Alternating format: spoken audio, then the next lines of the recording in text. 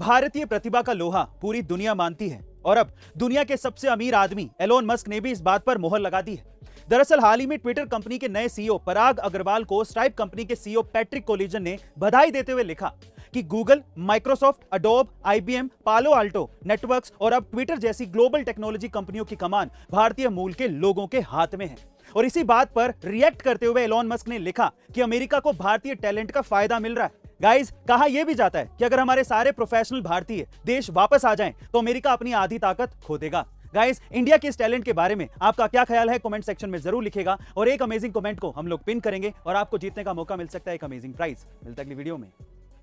बॉलीवुड से लेकर हॉलीवुड तक अपनी एक्टिंग का दम दिखाने वाली प्रियंका चोपड़ा अब मां बन गई हैं।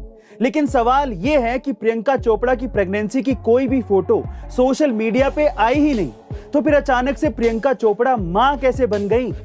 दरअसल प्रियंका सरोगेसी के जरिए मां बनी है। सरोगेसी में कोई भी कपल अपना बच्चा पैदा करने के लिए किसी भी दूसरी महिला का कोख किराए पर ले सकता है और ऐसा पहली बार नहीं हुआ है। इससे पहले कई बॉलीवुड एक्टर्स भी सरोगेसी के जरिए बच्चा पैदा कर चुके हैं, जिसमें प्रीति जिंटा, शिल्पा शेट्टी, करण जौहर, एकता कपूर, शाहरुख खान, आमिर खान और तुषार कपूर जैसी बॉलीवुड हस्तियां शामिल हैं।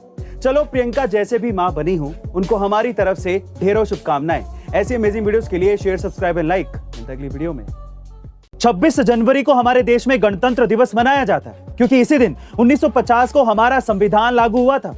पर आपको यह जानकर हैरानी होगी कि हमारे संविधान को 2 महीने पहले ही नवंबर 1949 में लिखा जा चुका था। लेकिन अब सवाल यह उठता है कि इसे फिर 2 महीने बाद क्यों लागू किया गया? दरअसल इसके पीछे एक खास वजह है और वो है 26 जनवरी की तारीख।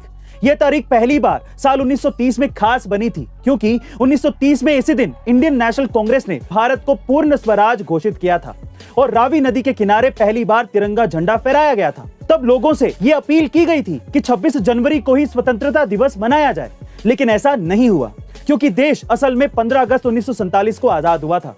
लेकिन फिर भी 26 जनवरी एक खास दिन था, इसलिए जब संविधान बनकर तैयार हुआ तो इसे लागू करने के लिए 26 जनवरी को ही चुना गया। गाइस, आज ही वो तारीख है। तो A2 फैमिली की तरफ से आप सभी को हैप्पी रिपब्लिक डे। जय हिंद, जय भारत। मान लो कि आप बहुत ही खतरनाक जगह पे फंसे हुए हो। वहां से बाहर निकलने के मात्र 2 दरवाजे हैं। पहला दरवाजा है डोर ऑफ डेथ, खोला तो गए।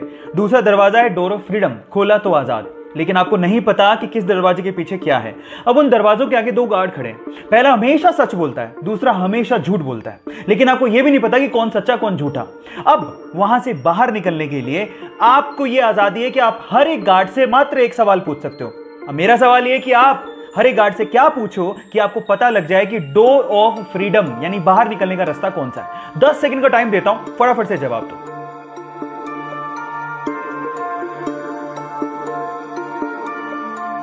तो चलिए गाइस, मैं आपको जवाब देता हूं। आप ये सवाल पूछोगे हर एक गार्ड से कि अगर मैं दूसरे गार्ड से पूछूं कि डोर ऑफ फ्रीडम कौन सा है तो वो क्या जवाब देगा।